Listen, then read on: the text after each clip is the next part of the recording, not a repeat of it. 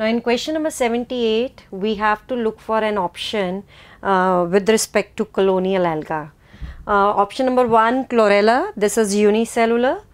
Volvox is colonial. Ulothrix is filamentous. Pyrogera is filamentous. So the right option for this is option number 2.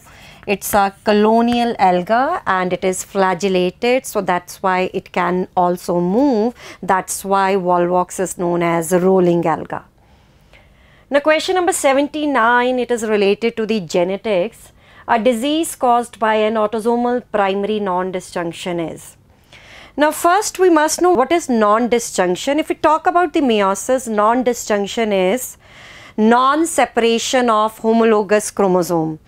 Separation of homologous chromosome जो है वो नहीं होगा, इसको हम कहेंगे नॉन डिसजंक्शन, सेपरेशन नहीं हुआ. If you talk about the primary non disjunction, अब इसका क्या मतलब होता है? प्राइमरी नॉन डिसजंक्शन का मतलब है डिसजंक्शन ऐसे सेल के अंदर जो प्रीवियसली नॉर्मल था, राइट? तो अब हमने देखना है कि नॉन डिसजंक्शन से कौन सी डिजीज़ हो सकती है.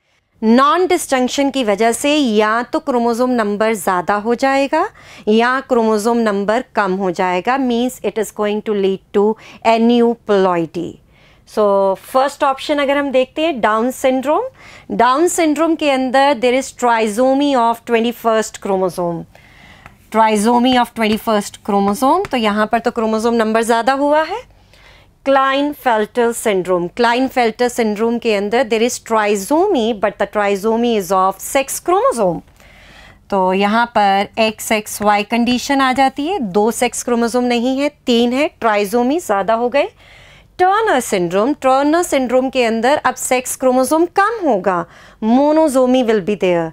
Yes, instead of the XX the condition would be X0. Now coming to the last option, sickle cell anemia. Sickle cell anemia is not a chromosomal disorder. It is a disorder which occurs due to gene mutation. तो ये जो 3 disorder हैं ये सारे chromosomal हैं. We have to look for the one which is autosomal. अब ये दोनों तो सेक्स क्रोमोसोम से रिलेटेड हैं, तो ऑटोसोमल यहाँ पर कौन सा होगा? फर्स्ट वाला. So the right option for this question is option number 1. So now let's move on to the question 80.